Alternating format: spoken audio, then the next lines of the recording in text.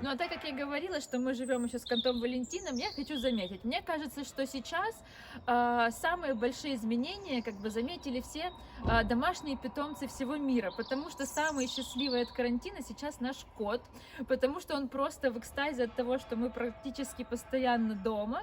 Я думаю, то же самое испытывают все животные мира, чьи хозяева просто вынуждены оставаться дома, лежать, готовить, и основные занятия это именно еда и просто полежать на кровати, поэтому я думаю, что все животные сейчас счастливы.